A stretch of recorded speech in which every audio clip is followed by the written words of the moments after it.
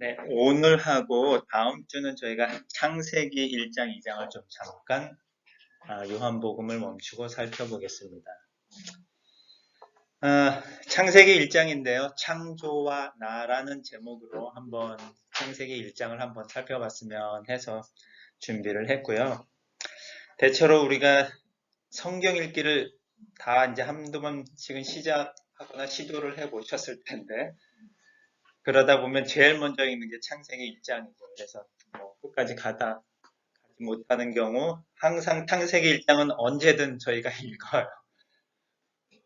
그래서 제일 좀 많이 익숙해져 있는 것 같으면서도 어떻게 보면 그 창조라던 부분이 과연 왜 창세기 1장에 있고 창조로 성경책이 시작이 됐고 과연 이 창조가 나하고 무슨 상관이 있을까라는 그런 생각들을 좀 한번 해봅니다. 어떻게 보면은 창조주 하나님의 그 무한하신 능력을 나타내는 그런 첫 장에 불과한 것인지 아니면 그렇게 창조한 하나님이 그 창조의 어떤 특별한 목적을 보여주시기 위해서 창세기 1장을 저에게 주신 것인지 그런 생각들을 해보면서 이 창세기 1장 속에서 우리가 과연 나와 어떤 관계를 맺고 우리가 이 1장을 볼 수 있을까 하는 그런 생각으로 1장을 봤으면 좋겠습니다. 성경책은 사실 저희가 1장의 창조를 다루면서 사실 창조과학이나 창조론에 대한 생각들을 많이 할 수밖에 없죠. 왜냐면 창조하셨고 첫째 날, 둘째 날, 셋째 날 뭘 만드셨다 그러니까 이게 어떻게 이렇게 창조를 하셨을까라는 그런 과학적인 궁금증이나 그런 것들을 좀 많이 생각하게 되는데 저희가 성경책을 과학책이 아닌 이상은 하나님께서 굳이 1장의 창조의 그런 기사들을 적어주시면서 과학적으로 입증해보고 생각해보라라는 생각으로 창세기 1장이나 성경책을 주시진 않은 것 같아요. 과학책이었다면 뭐 좀 더 창세기에서 창조에 대한 설명들을 좀 더 자세히 설명을 해 주셨을 수도 있는데 이 창조의 기사를 통해서 나머지 성경의 1188장일 거예요 아마 나머지 장에서는 창조에 대한 내용을 어떤 과학적인 내용으로 다루는 게 아니고 어떤 내용을 다루냐면 구원에 대한 내용을 다 다루고 계신단 말이죠. 그렇다면 우리가 이 창세기를 특히 이 1장을 읽을 때 창조라는 측면과 함께 구원이라는 생각도 우리가 갖고 전체적으로 성경을 읽어야 되는 거거든요. 성경책은 우리의 구원에 관련돼서 하나님이 우리에게 주신 내용인 거예요. 그렇다면 이 창조 안에도 분명히 우리의 구원에 관해서 하나님이 뭔가 얘기하고 싶으신 부분들이 있을 거고 그 부분을 통해서 우리가 하나님의 뜻을 발견하고 찾아야 되는 것이고 성경에 특히 구약에 나와 있는 많은 부분들은 예수 그리스도를 나타내기 위한 모형이나 그림자와 같은 부분인 거죠. 구약에 많이 설명되어 있는 부분들이 다 예수 그리스도를 나타내기 위해서 설명되어졌다라고 보면 분명히 이 창조 안에서도 예수 그리스도를 통한 우리의 구원의 모습들이 드러나 있겠다라는 그런 생각을 갖고 저희가 창세기 1장을 같이 봤으면 좋겠습니다. 1장 31절까지 있는데 다 가져오지는 않았고 저희가 몇 구절 좀 중요하게 생각되는 부분을 한번 같이 봤으면 좋겠는데 한 절씩 번갈아 가면서 읽어보겠습니다. 태초에 하나님이 우주를 창조하셨다.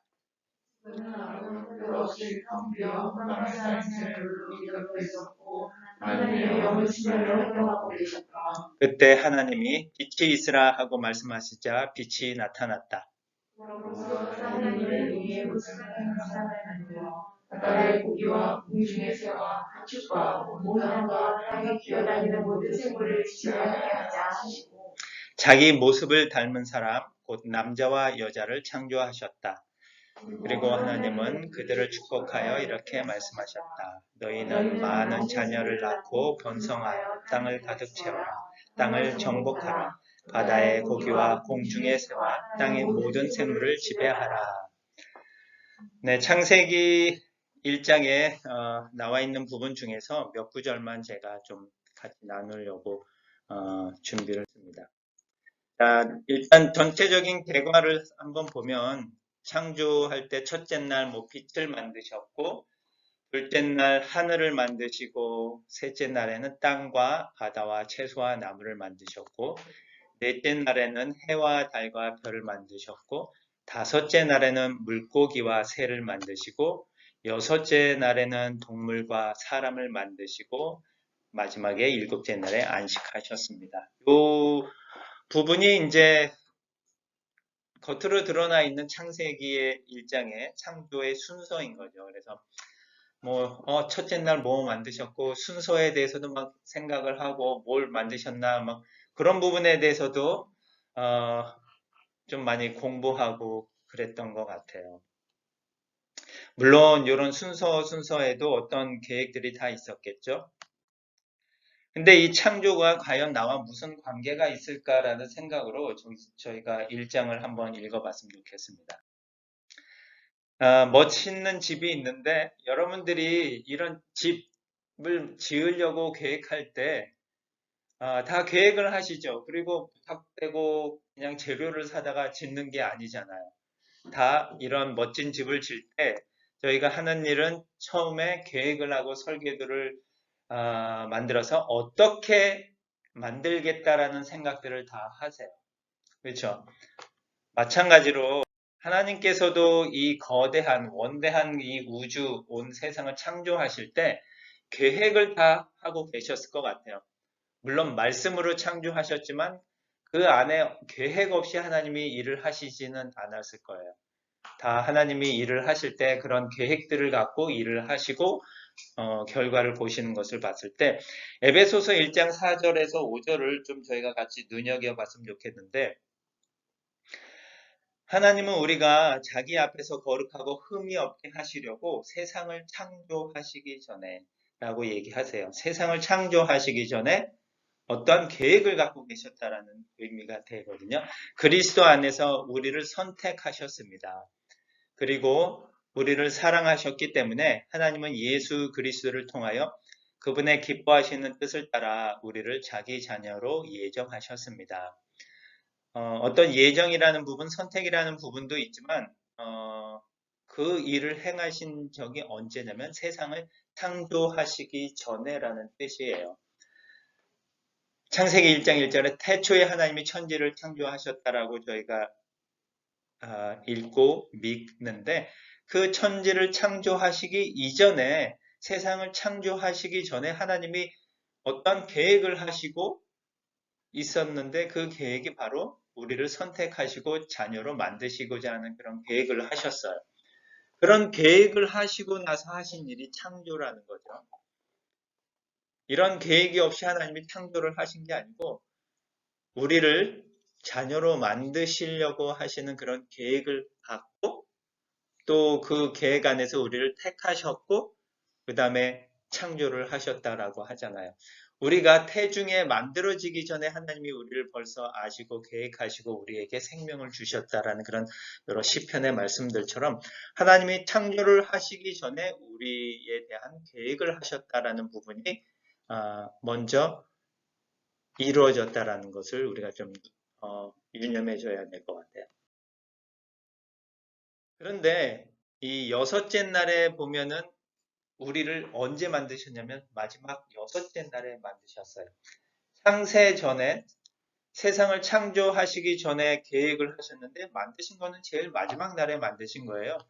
만드시려고 계획을 했으면 첫날부터 이렇게 만드셨어야 되는데 그렇지 않고 마지막 날에 만드셨어요. 어떻게 보면 제일 중요한 거는 항상 제일 마지막에 사실 만들어요. 그리고 왜 여섯째 날에 만드셨냐면 첫째 날, 둘째 날부터 사람이 살 수 있는 환경과 구조와 툴을 먼저 만드셔야 됐던 거죠. 그래서 첫째 날부터 둘째 날부터 이 지구에 필요한 모든 것들을 만드시면서 사람이 마지막에 살 수 있는 조건과 환경을 만드셨던 거예요. 그래서 마지막 여섯째 날에 하나님이 창세 전부터 계획했던 그 인간을 마지막 날 만드셨다는 거죠. 그런데 이 하나님이 창조하시는 그 내용 가운데 보면 여러분도 잘 아시지만 말씀으로 다 만드세요. 빛이 있으라 하고 말씀하시자. 그 다음에 물과 물이 나누어져라 하시자. 말씀을 하시는 거예요. 말씀대로 하시니까 이러한 일들이 다 이루어지는 거거든요. 여러분 잠깐 오른손을 한번 들어보세요. 왼손도 한번 들어보세요. 다 내려보십시오. 제가 그냥 말하는 거에 따라서도 여러분이 막 움직이잖아요. 그죠? 제가 하는 뭐 말에 힘이 있어요? 아니면 어떤 권위가 있어요? 하지만 제가 던지는 그 한마디에 여러분들이 움직였어요. 여러분 모두가 움직였어요. 하나님이 이렇게 말씀을 하신다라고 했을 때 우리가 성경에서 예수님이 하나님의 말씀이다라는 얘기도 하고 또 하나님의 말씀이라는 얘기를 하지만 하나님이 입이 있으신가요? 하나님은 영이시기 때문에 사실 의인화 해가지고 표현을 하니까 하나님의 뭐 입, 뭐 그렇게 표현을 하는 것이지 하나님은 영이시기 때문에 우리처럼 뭐 어떤 그런 입, 눈, 코, 입이 있다라고 우리가 말을 하기는 좀 어려운 거예요. 물론 하나님의 형상으로 우리를 만드셨다고 하지만 하나님이 우리의 몸처럼 그런 형상을 갖고 있었다라는 그 물질적인 의미의 형상이라기보다는 하나님이 가지고 계신 그런 성품과 그런 영적인 모습에서 우리의 모습을 이렇게 형상을 닮았다라고 우리가 얘기를 하는 거거든요. 그런데 이 하나님이 말씀하시자라고 하셨을 때 우리가 어떤 말을 할 때 그냥 말을 무턱대고 던지는 게 아니잖아요. 내가 어떤 말을 하려는 생각과 계획과 의지를 갖고 제가 얘기를 했고, 제가 오른팔을 들라고 얘기했을 때 여러분이 오른팔을 드는 모습을 보려는 그런 의지가 있으니까 오른팔을 드세요 라고 했을 때 그렇게 행동이 나타나지고 어떤 일들이 일어난 거잖아요. 하나님께서 세상을 창조하시고자 하시는 그런 의지가 있었고 창세전부터 계획을 갖고 계셨는데 그것을 하나님이 말씀을 하셨을 때 그 말씀의 능력이 되어서 그 말씀대로 그 창조한 일들이 일어나게 된 거잖아요. 한낱 인간인 제가 인간 대상으로 이렇게 얘기를 해도 그런 일들이 말이 전해졌을 때 어떤 힘이나 에너지가 전해져서 움직이는 것처럼 제가 일일이 가서 여러분의 손을 다 들리면 얼마나 많이 힘들겠어요. 하지만 이 말 한마디에 그러한 일들이 이루어졌다라는 걸 생각해 봤을 때 하나님이 그 진짜 전능하신 그 하나님이 말씀으로 이렇게 선포하셨을 때 진짜 어떠한 일이 일어났을지는 한번 여러분이 상상을 해 보시면 될 것 같아요. 그만큼 하나님의 말씀은 살았고 힘있고 능력이 있다라는 그것을 우리가 피부로 느낄 수 있는 그런 모습들인 거거든요. 이렇게 하나님이 말씀으로 천지 우주 만물을 창조하셨어요. 그 계획을 갖고 있었고 그 의지를 가지고 태초에 하나님이 천지를 창조하셨다라고 할 때 저희가 사실 창세기 뭐 연구하고 그러면은 사실 1장 1절에서부터 뭐 엄청나게 막 논문들이 많아요. 이게 무슨 의미일까? 그래서 1장 1절에 시작하는 말이 태초에라는 말로 우리 한국 성경은 시작을 해요. 태초에. 그럼 이 태초에라는 말을 딱 들었을 때는 처음에 시작에 뭔가 시작하려는 의미라는 그런 시간적인 의미를 좀 많이 생각을 하게 돼요. 그래서 세상을 창조하실 그 처음에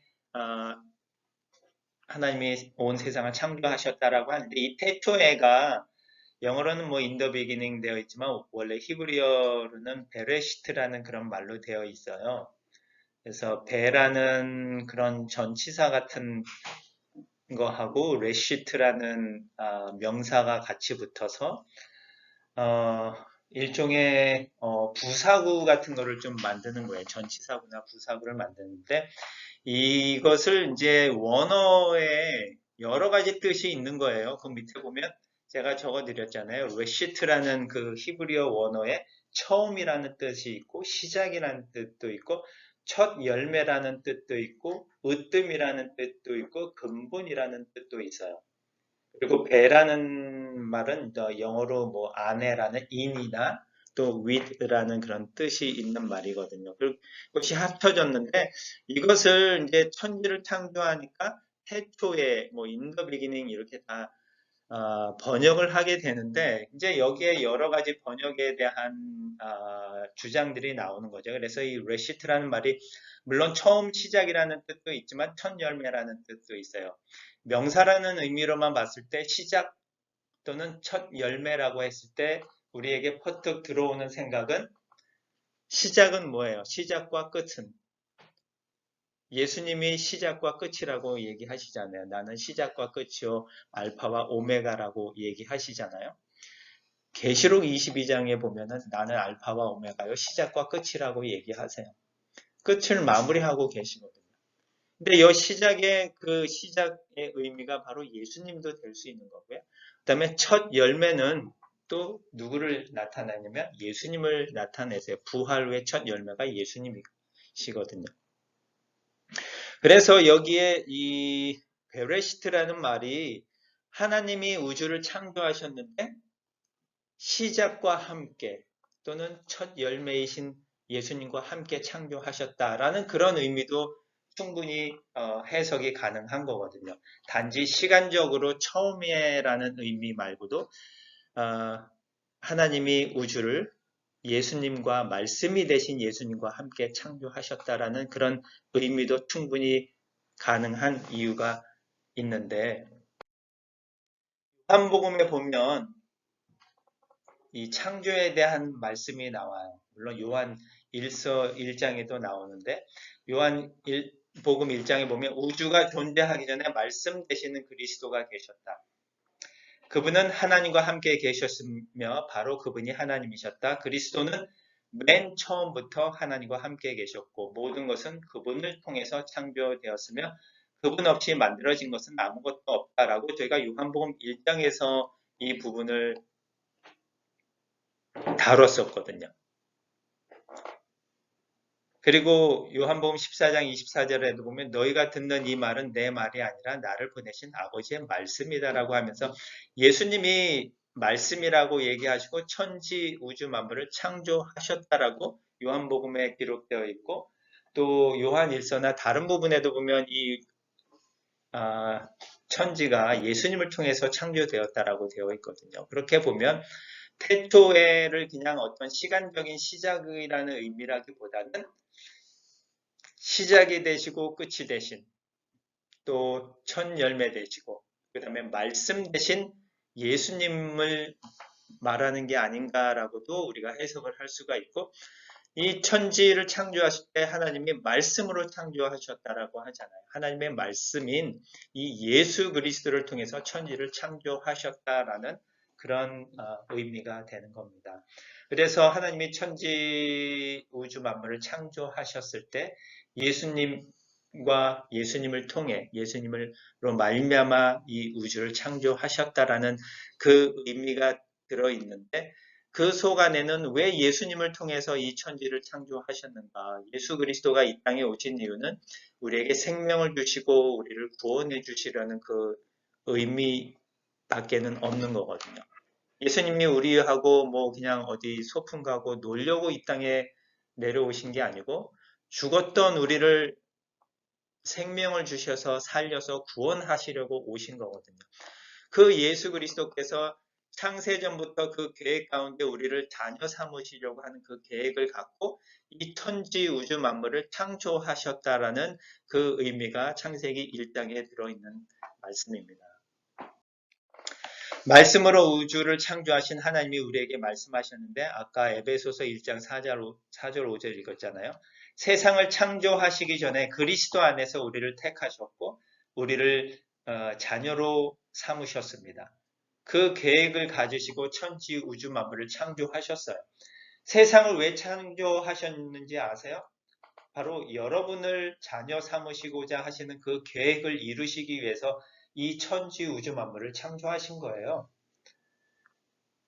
나 한 사람을 위해서 하나님이 이 천지 우주 만물을 창조하셨다라는 거거든요.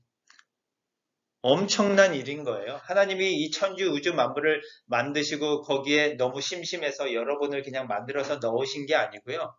창세 전에 여러분 한 사람 한 사람을 귀하게 보시고 하나님의 자녀 삼으시려고 하다 보니까 천지 우주 만물이 필요해서 그 땅을 만들어 놓으신 거고, 그 안에 여러분이 살아가면서 복을 주시고 여러분이 하나님을 찬양하고 영화롭게 하고 영광을 돌리라는 존재로 살아가라고 이 천지 우주 만물을 만들어 주신 거거든요.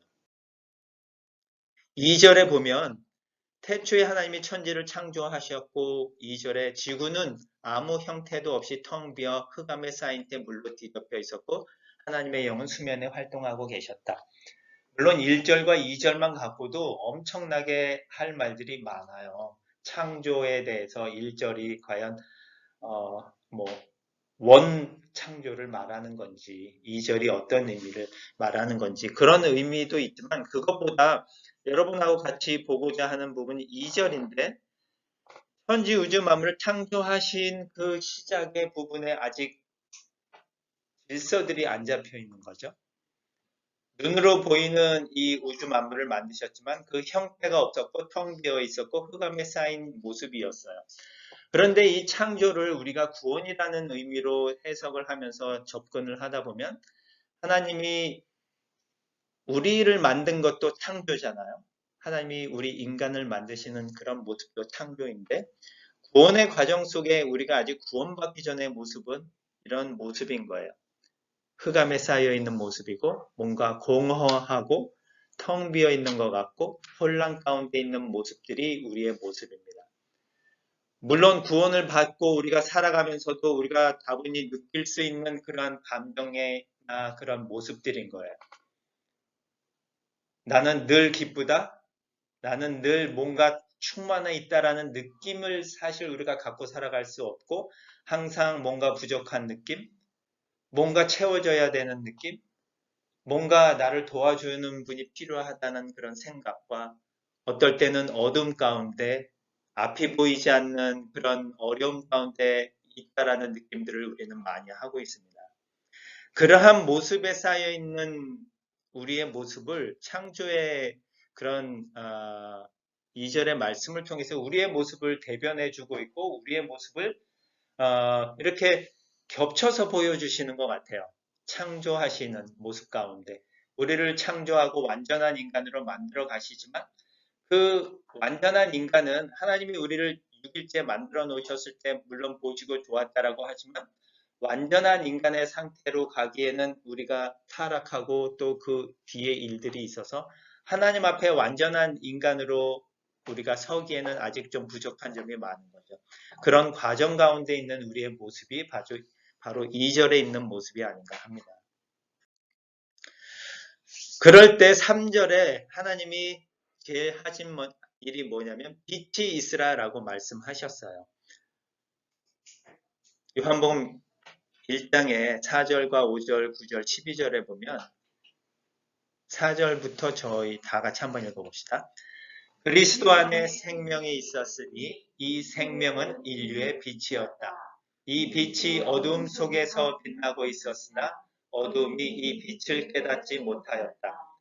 세상에 와서 모든 사람을 비추는 참 빛이 있었다. 그러나 그분은 자기를 영접하고 믿는 사람들에게는 하나님의 자녀가 되는 특권을 주셨다. 창조하시기 전부터 계획하고 계셨던 부분이 하나님의 자녀를 삼으시고자 하시는 부분이에요, 여러분들을. 하나님의 자녀로 삼으시고자 하시는 그거는 특권이라고 얘기를 하세요. 어떤 특권이었냐면 여러분에게 그런 특권을 주시기 위해서 하나님이 창조를 하셨다라는 거거든요. 이거는 어마어마한 일인 거거든요. 이 창조를 우리가 어떻게 계산할 수 있겠어요? 그 가치를. 여러분이 공허하고 어두움 가운데 있는 것 같고 힘들고 아무런 형태가 없는 상황 가운데 있을 때 하나님이 그 창조 과정 속에서 하신 일은 빛이 있으라고 하면서 빛을 비춰주셨거든요. 그러면서 어둠을 확 나누시고 물러가게 하셨는데, 영적으로 우리가 아직 예수 그리스도 안에 구원받지 못하고 어두운 가운데 있었을 때 예수님이 찾아오셨는데 그 오시는 모습 자체가 빛으로 오셔서 어둠을 물리치신 것처럼 우리의 영적인 이 모습 가운데 우리를 구원해 주시는 그런 역할을 하신 거죠. 빛으로 오셔서 우리를 환히 밝혀주신 거거든요. 어둠 속에 흑암 가운데 거하고 살아 있었던 우리를 빛을 비춰주셔서 우리를 택해 주시고 구원해 주셨다라는 그런 의미가 창세기 2절, 3절에서부터 벌써 내포되어 있는 거죠. 근데 우리가 그런 구원의 그런 의미를 담지 않고 그냥 겉으로 피상적으로만 읽고 보면 하나님이 첫째 날에 빛을 만드셨구나 라고 끝나고 그 다음에 넘어가서 첫째 날이 되고 이틀째는 뭘 만드셨네. 과연 창조과학적으로 이 일들이 이해가 되나라는 부분까지밖에 저희가 담을 수가 없는 거거든요. 하지만 창세전에 여러분 한 사람을 귀히 보시고 하나님의 자녀가 되라는 그런 특권을 주신 그 하나님은요, 이 창조를 여러분을 위해서 만드셨다라는 거거든요. 그런 의미를 담고 우리가 창세기의 말씀을 본다면 그 속에 담겨져 있는 하나님의 놀라운 계획들, 하나님이 얼마나 여러분을 사랑하시고 계시는지 그 부분에 대한 부분을 우리가 찾을 수 있을 겁니다. 그렇게 만들어진 우리 인간을, 사람을 놓고 하나님께서는 축복하여 말씀하셨어요. 우리 복 받는 거 좋아하죠? 복 받는 거 거저주는 이 복이기 때문에 싫어하는 사람 없어요. 복을 발로 찰 사람은 아무도 없는 거죠.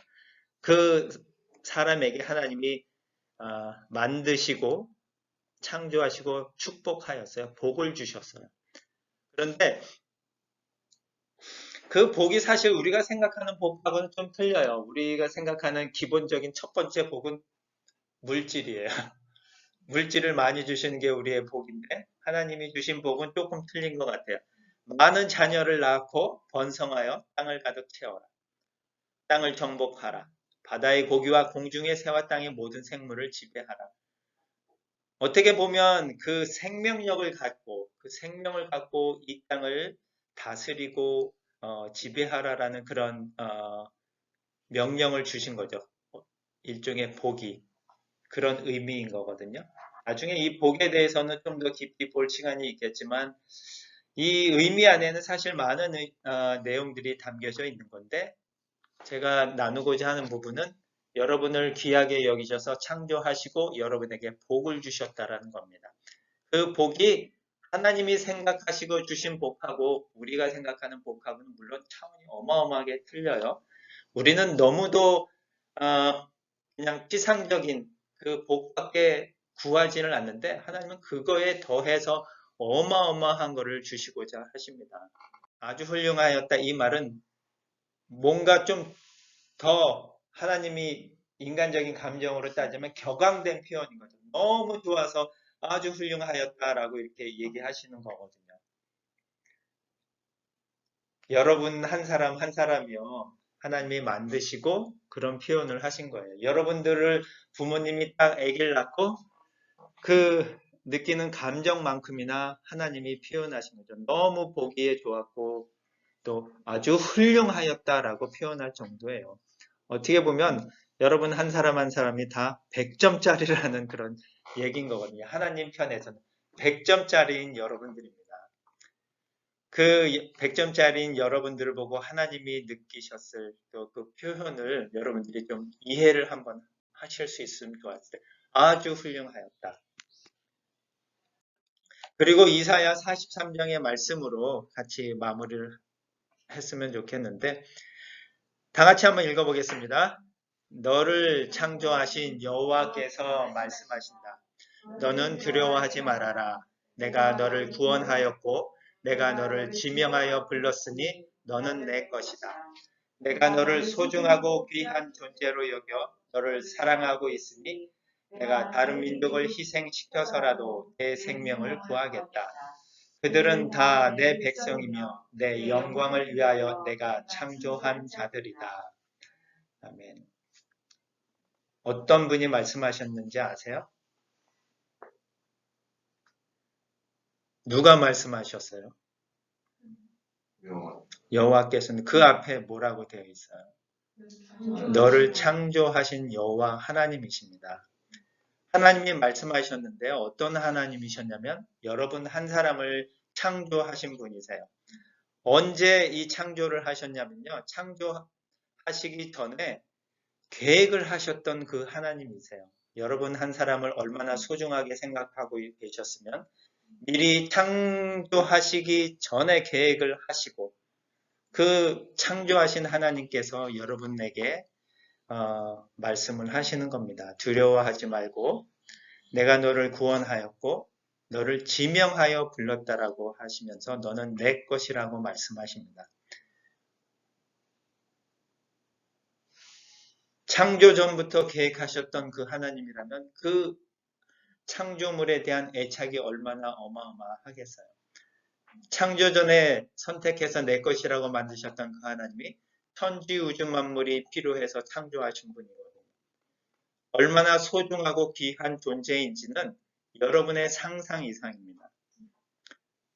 다른 민족을 희생시켜서라도 여러분을 구원하시고 생명을 구하겠다라고 말씀하신 그 하나님이시고 그 하나님이 바로 우리를 창조하신 그 하나님이십니다.